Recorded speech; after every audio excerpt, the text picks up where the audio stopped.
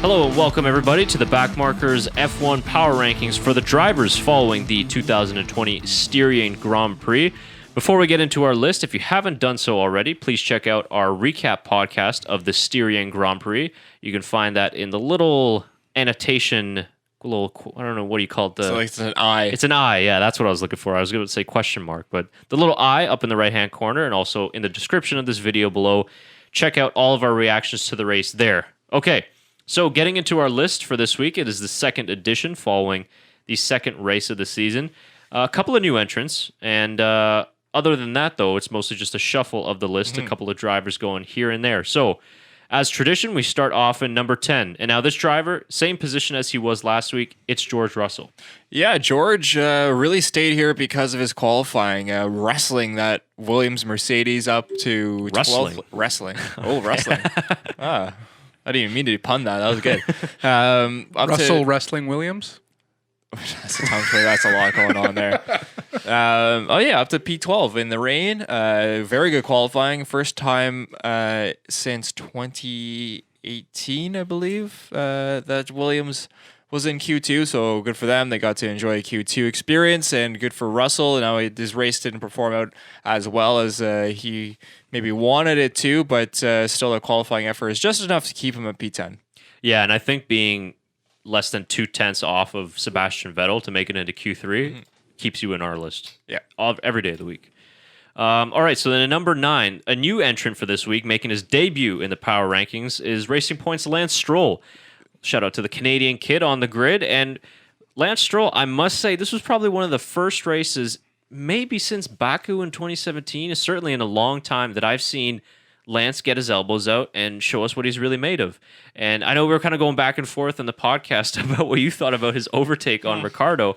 But whatever you think of the incident, I just like that he was aggressive, and I like that he went for it. Now, he did struggle a little bit behind Ricciardo trying to get by him, but I think his qualifying in the wet was fairly decent. That Racing Point car isn't quite set up perfectly for the wet, but still got P12, out-qualifying his more experienced teammate, which was nice. So I just like seeing Stroll making overtakes, making moves around the grid, so that's why he got him at number 9.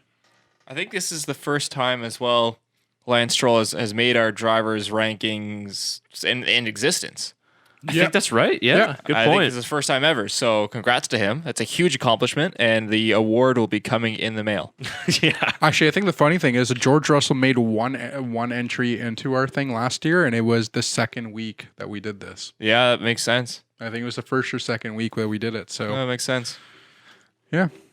Moving on to number 8 is the French driver Pierre Gastly. He ended up coming in... Oh my God. 15th place, but his qualifying was in 10th. So he did lose some spots there, but I think that was more fault of his car towards the end. I think he ended up having some issues, but great race, great qualifying to put him in to put him at number 8. Yeah, he drops one position from last week. Of course, he was in P7 for our rankings last week. Did he finish P7 in the race too last week? That's right. I think that's what it was.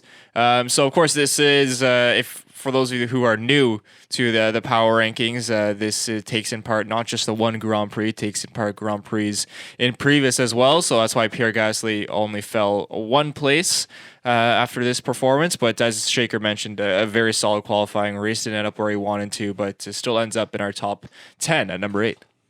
And in the lucky 7 spot, we have Alex Alban, who moves up 2 spots this week, was number 9 after the first race. And Alban, much better this time around. Obviously, when he's not being spun around by Lewis Hamilton, he's able to finish the race pretty well. Got the 4th position. Still a ways away from his teammates, though, in terms of race pace and also qualifying a bit as well. So that's why he's not higher in our list. But the fact that he was able to bring home a big haul of points for Red Bull, it was just really important, considering the fact that they had a double retirement the week before. They needed Albon to just be able to bring the car home and kind of finish behind the 2 Mercedes as well. So hopefully Alex can get in amongst the fight with the 2 Mercedes in the coming races to go. But I think that he did a pretty good enough job to move up a few spots in our list. Yeah, he's slowly but surely is maturing in that Red Bull car. And he's going to get a break eventually. One of these races, he will get a break and to get his first podium But he's been solid. Just needs to improve a little bit better on his pace to try and catch up to the elites. He's not there quite yet, but he's trending the right direction and is a very talented driver and moves up 2 spots, like you said, at number 7. Number 6, a driver who had a fantastic race this week. Not so good qualifying, but the race really made up for it. And Sergio Perez for Racing Point. He moves up. No, he stays in the same spot. He was 6th last week as well. But fantastic for him. If he didn't crash, I think on a crash, break his front wing on Alban, I think he would have moved up on our list, actually. But that mistake cost him in the race and on our list, which is the most important, is probably the latter, our list. Yeah, exactly. But he's been fantastic in that Racing Point, going all the way from P17 all the way to finishing in P6 for the Styrian Grand Prix is a pretty impressive performance on the Racing Point side. Yeah, putting in some fastest laps as well. His pace was real good. First time we've seen a photo finish in a long time. So. Yeah, that's right. That's true. That was pretty close. That's true. Yeah. All right. Moving on to number 4. Or sorry, number 5. Getting ahead of myself. Number 5 is Carlos Sainz. And I mean, he did have a really good qualifying. And I just don't think from his qualifying he got the result that he wanted. So he did drop 1 spot from number 4. And I think with, taking account for the other drivers there, I think who ended up taking a few positions above him, I think it makes up for where he is now. It didn't work out for him. He had a bad pit stop as well, which put him behind the 8 ball. But we didn't see him really go all, at least make up that time in the race. He did pit to try and get a fastest lap, which he got. Yep, fastest lap of the race. So kudos for him. But finishes P9, and we'll end up staying in dropping 1 to P5. You already said that, Shaker. Thanks. I realized I already said that. All right, so moving on to number 4, and this driver in our list is pretty well represented in our table just by the colors, and that is Max Verstappen. Plenty of, especially on that side. Yeah, on the left-hand side here, and it was nice to see Max get in amongst the Mercedes a little bit. I mean, we were robbed of seeing the Verstappen show a little bit in Austria in race number 1 because of his retirement, and obviously in qualifying, he did put in a very, very good lap to finish in P2 in the wet. Maybe could have improved his time a little bit more had he not spun. But when we get to the race, we were talking about this in our podcast as well. His battle with Bottas on worn tires was just fantastic. It was just brilliant to see him not give up. And even though the fight only lasted for a lap, it was still enough that we're talking about it days later. So I think that P3 for Max was a good result, probably the most that they could have gotten out of this weekend. And it was important for them to get on the podium, get on the board in terms of the championship, and start to try and fight back against Mercedes. But Max was classic Max in the way he was able to fight like the Dutch Lion that he is, and provide us with some nice entertainment. Yeah, biggest mover as well, up 4 positions, and in our power rankings, of course. But you pretty much hit the nail on the head there, Chris. It was very well done from Max. It fell out at the end, but you can see how much drive he has and how much pace that he has in that Red Bull car, maybe even outperforming that Red Bull car to keep up with the Mercedes. Yeah, absolutely. Number 3, the man he was trying to catch for a long time but couldn't. Lewis Hamilton moves up 2 spots in our top 10 with a race win and a pole, and pretty much swept. Broke his own record. That's right. Broke his own record. You're right. Styrian Grand Prix. And what can you say? It's the Lewis Masterclass this week. Yeah, especially when you get to that wet qualifying as well. Yeah. Arguably his best lap of his career. I would still say Singapore 2018 is his best ever. That's pretty yeah. Well, that's close, yeah. Yeah, but it was a classic Hamilton weekend, just controlling every aspect of the race. Was never really in any trouble, never in any doubt. Managed any sort of reliability problems that Mercedes carried on from race number 1. And it was important for him. He had to cut the gap in the championship, which he did. He still trails his teammate, which we will get to a little bit later. But I think that it was an important weekend for him, considering that he didn't actually get off to the best start in the first race. So it's been a long time coming for him to win a race. He's pretty used to it, like you guys mentioned, him breaking records as well. And he's getting closer to that Schumacher wins record. He is inching closer and closer, yeah. Next up, number 2, Valtteri Bottas. Came in second place as well. I mean, he held it down the entire weekend. Started off in 3rd position. Ended up coming in 2nd. Had some great wheel-to-wheel racing with Max Verstappen. With Alex Albon. But I think just in the end, this was a great team win for Mercedes as well. And Valtteri did a really good job separating the pack once he caught up to Max. Yeah, I thought it was a very strategic drive from Valtteri to time out that Max Verstappen push at the end, and he really did a good job to time that out. Him and Mercedes, of course, did a good job to time that out. Falls one on our list. You would think, how do you fall from one, even if you finish second? But we'll get to that in a second.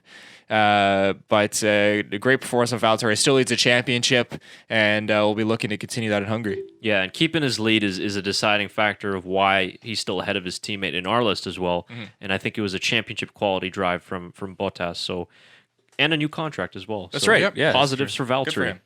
All right, getting into number one. I'm excited for this number one this week. It's been a long time coming, but man, this guy deserves it, and he deserves it a lot. And that's Lando Norris. Yep. Moves up one spot in our list this week from number 2 last week.